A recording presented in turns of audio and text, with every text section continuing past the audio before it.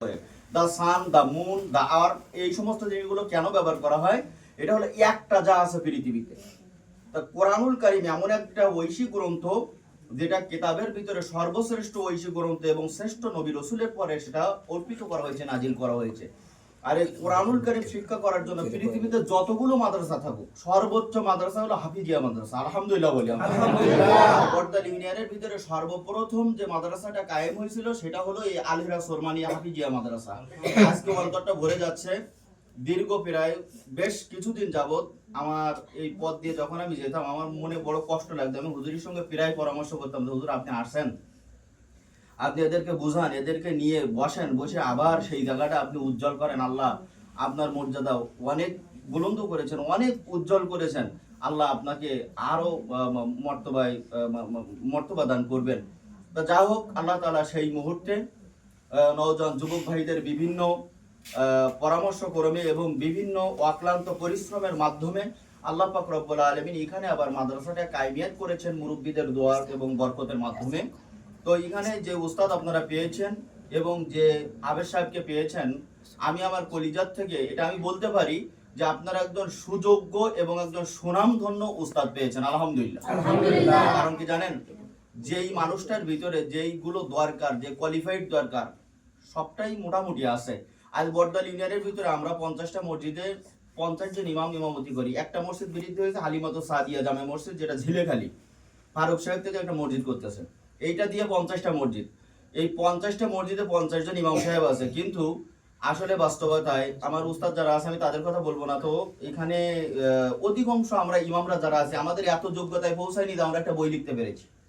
কিন্তু বর্তমান যিনি আবেদ সাহেব আছেন, যিনি মুফতি সাহেব আপনাদের এখানে দায়িত্ব প্রাপ্ত আছেন, উনি তিনটা বই লিখছেন। আলহামদুলিল্লাহ বলি আলহামদুলিল্লাহ। এবং ওনার লেখা বইটা ওই ছেলেদের সামনে উপস্থিত আছে, যে বইটা ওরা পড়াশোনা করতেছে, এই বইটা ওনারই লেখা বই, তাই না? অতএব এই জন্য আমি আপনাদের কাছে বিশেষ করে যে জিনিসটা অনুরোধ করব সেটা হলো এই, উনি করবে মাদ্রাসাকে উজ্জ্বল এবং মাদ্রাসার পরিবেশ উনি রক্ষা করবে। সুযোগ্য সম্মানিত এই মসজিদের ইমাম ও খতিব সাহেব যিনি আছেন আমার শ্রদ্ধেয় হুজুর, এবং যাদের পদধূলির বরকতে আল্লাহ পাক রব্বুল আলামিন আমাদের মতো গুনাহগারকে আল্লাহ তাআলা দ্বীনের কিছু খেদমত করার সুযোগ দিয়েছেন। হুজুর আছেন, হুজুর এবং আবেদ সাহেব দুজনে পরামর্শ করে এই মাদ্রাসাকে আমি মনে করি অত্যন্ত ফুলের মতো করে আবার সুগঠিত করে সাজাইতে পারবে। তার বাস্তব রূপ ছিল। এখানে মাদ্রাসা যখন কায়েম করেছিল তখন আমি বলছিলাম যে আমি তো বর্দাল ইউনিয়নে 50টা মসজিদ থেকে 50 জন ইমাম যদি আমরা একটা করে ছাত্র ব্যবস্থা করে 50টা ছাত্র হয়ে যাবে। আমি আমার যে টার্গেট আমি সেটা পূরণ করেছি। আমি একটা ছাত্র এখানে এই বাইজানের একটা ছেলে ইব্রাহিম খলিল, নিশ্চয়ই ছেলেটার ব্রেন ভালো, আজকে সে কোরআন শরীফ ধরতেছে নজরানা বিভাগের থেকে। তো আল্লাহ পাক রব্বুল আলামিন এই মাদ্রাসাকে কায়েম করুন, মাদ্রাসার যে ঘাটতি যেখানে আছে আল্লাহ সেটা পূরণ করুন। এবং আমার সুনামধন্য বড় ভাইরা যারা আছেন, আল্লাহ তাআলা ওনাদেরকে অনেক ভালো রেখেছেন, ওনারা মাদ্রাসার প্রতি যথেষ্ট মন কান আছে। ভাইজানেরা এখানে উপস্থিত আছেন এবং আমার ময় মুরব্বীরা যারা আছেন, সকলের কাছে উদাত্ত আহ্বান এবং দাবি রাখবো এটা যে আমাদের সবার অন্তর্করণের একটা বড় চাওয়া পাওয়া, যে আলিরা সোরমানিয়া মাদ্রাসা একটা বিশাল বড় মাহফিল হয়, এখানে বড় একটা সুনাম ছিল। হাফিজি মাদ্রাসা চিনাইলে এই জায়গার থেকে মানুষ বর্দাল ইউনিয়নে আনাস কানাসে গুলো মাদ্রাসা চিনেছে। আজকে সেই জায়গাটা যেন আল্লাহ পাক রব্বুল আলামিন আবার উজ্জ্বল করেন, আপনাদের সার্বিক সহযোগিতা এখানে আসে। আল্লাহ তাআলা সেই আশাবাদ আমাদের অন্তরের দোয়াকে আল্লাহ কবুল করেন, সকল বলি আল্লাহুম্মা আমিন।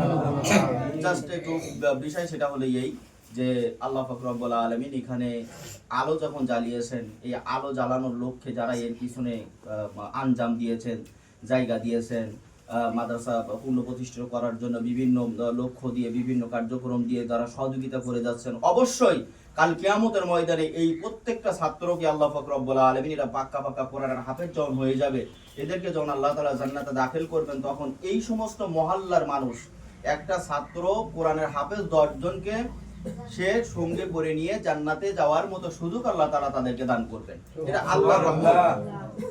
তো যখন এই 10 জনকে দিবেন, 10 জনের ভিতরে তাকে যে খানা খাওয়াইছে লজিং ম্যান, এখনো পর্যন্ত আমরা দোয়া করতে গেলে আমরা এই দোয়া করি, আল্লাহ আমাদের মুহিবিন ব্যক্তি, আমাদের লজিং ম্যান জায়গির আল্লাহ এবং তানার বাড়িওয়ালি আল্লাহ, তানারা হয়তো দুনিয়াতে নাই, তানারা চলে গেছে, আল্লাহ তুমি তাদেরকে জান্নাত নসিব করো। কারণ আমার পিতা মাতা আমার পাশে থেকে আমাকে খানা খাওয়াইতে পারি নাই, আমার পিতা মাতার দায়িত্ব ভার তারাই পালন করেছে, অতএব তাদের জন্য দোয়াটা আগে করে তারপরে এসে আমাদের পিতামাতার জন্য দায়িত্ব পালন করতে হয়, এই দোয়া করতে হয়। কেন জানেন? এত যত্ন করেছে, এত পেরেশানি করেছে, আমরা হয়তো লজিকে যেতে দেরি করেছি। মাদ্রাসায় পড়াশোনা করতে গেলে কোনো সময় পড়া হয়, কোনো সময় পড়া হয় না, উস্তাদের বকাবকি ঝকাঝকি ইত্যাদি শুনে এইখানে অনেক কষ্ট কেলেশ করে এই যে ছাত্রগুলো আজকে মডেলিটি হয়, হাফেজ হয়, কত কষ্ট করে এই মহাসাগর পাড়ি দিতে হয়, তা যারা পড়াশোনা করে তারাই জানে। অতএব এইটা পাড়ি দেওয়ার লক্ষ্যে যারা সবচেয়ে সর্বোত্তম সহযোগিতা করেছে তারা হলো লজিং ম্যানেরা। এরা অত্যন্ত বড় একটা সহযোগিতা করেছে এবং এদের প্রত্যেকটা খানার বিনিময়ে আল্লাহ এক একটা মর্যাদা কাল কিয়ামতের ময়দানে তাদেরকে পরিপূর্ণ রূপে দিয়ে দিবেন। এবং আপনারা যারা অর্থ দিয়ে, টাকা দিয়ে, পয়সা দিয়ে এই মাদ্রাসাকে আঞ্জাম দিয়ে সহযোগিতা করতেছেন, আল্লাহ তাআলা অবশ্যই অবশ্যই এর যাজা এবং এই চাকচিক্যময়ী যাজা, যে অ্যাকাউন্ট কোনো সময়ের জন্য বাতিল হবে না, যে অ্যাকাউন্টের কোনো অর্থ কোনো সময়ের জন্য বয়জাপ্ত হবে না, সেই অ্যাকাউন্টটাই হলো এই একটা দিনী অ্যাকাউন্ট। আল্লাহ পাক রব্বুল আলামিন আমাদের সবাইকে কবুল করুন। আমাদের সকলের মধ্য থেকে আমরা যতটুকু সহযোগিতা করতে পারি আমাদের অন্তরস্থল থেকে আমরা সেটুকু করার জন্য আমরা আগ্রহী থাকবো ইনশাআল্লাহ। আখির দাওয়ানা আলহামদুলিল্লাহি রাব্বিল আলামিন ওয়া আলাইহিল বালাগ। আসসালামু আলাইকুম ওয়া রাহমাতুল্লাহি ওয়া বারাকাতুহু।